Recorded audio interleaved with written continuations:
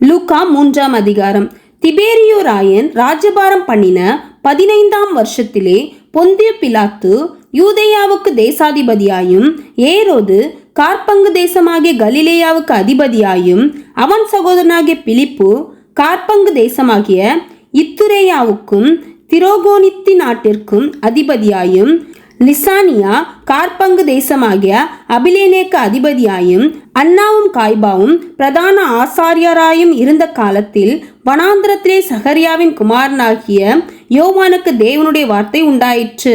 அப்பொழுது கர்த்தருக்கு வழியை ஆயத்தப்படுத்துங்கள், அவருக்கு பாதைகளை செவ்வை பண்ணுங்கள் என்றும், பள்ளங்களெல்லாம் நிரப்பப்படும், சகல மலைகளும் குன்றுகளும் தாழ்த்தப்படும், கோணலானவைகள் செவ்வையாகும், கரடானவைகள் சமமாகும் என்றும், மாம்சமான யாவரும் தேவனுடைய ரட்சிப்பை காண்பார்கள் என்றும், வனாந்திரத்திலே கூப்பிடுகிறவனுடைய சத்தம் உண்டாகும் என்று ஏசாயா தீர்க்கதரிசியின் ஆகமத்தில் எழுதியிருக்கிற பிரகாரம் அவன் யோர்தான் நதிக்கு அருகான தேசமெங்கும் போய் பாவ மன்னிப்புக்கென்று மனம் திரும்புதலுக்கு ஏற்ற ஞானஸ்நானத்தை குறித்து பிரசங்கித்தான்.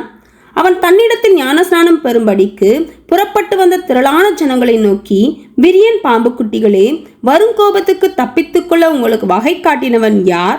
மனம் திரும்புதலுக்கு ஏற்ற கனிகளை கொடுங்கள். ஆபிரகாம் எங்களுக்கு தகப்பன் என்று உங்களுக்குள்ளே சொல்ல தொடங்காதிருங்கள்.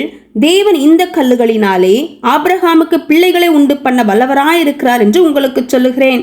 இப்பொழுதே கோடாரியானது மரங்களின் வேரருகே வைத்திருக்கிறது. ஆகையால் நல்ல கனி கொடாத மரமெல்லாம் வெட்டுண்டு அக்கினியிலே போடப்படும் என்றான். அப்பொழுது ஜனங்கள் அவனை நோக்கி, அப்படியானால் நாங்கள் என்ன செய்ய வேண்டும் என்று கேட்டார்கள். அவர்களுக்கு அவன் பிரதியுத்தரமாக, 2 அங்கிகளை உடையவன் இல்லாதவனுக்கு கொடுக்க கடவன், ஆகாரத்தை உடையவனும் அப்படியே செய்ய கடவன் என்றான். ஆயக்காரரும் ஞானஸ்நானம் பெற வந்து அவனை நோக்கி, போதகரே, நாங்கள் என்ன செய்ய வேண்டும் என்று கேட்டார்கள். அதற்கு அவன், உங்களுக்கு கட்டளையிட்டிருக்கிறதற்கு அதிகமாய் ஒன்றும் வாங்காதிருங்கள் என்றான். போர்ச்சேவகரும் அவனை நோக்கி, நாங்கள் என்ன செய்ய வேண்டும் என்று கேட்டார்கள். அதற்கு அவன், நீங்கள் ஒருவருக்கும் இடுக்கண் செய்யாமலும் பொய்யாய் குற்றஞ்சாட்டாமலும் உங்கள் சம்பளமே போதும் என்று இருங்கள் என்றான்.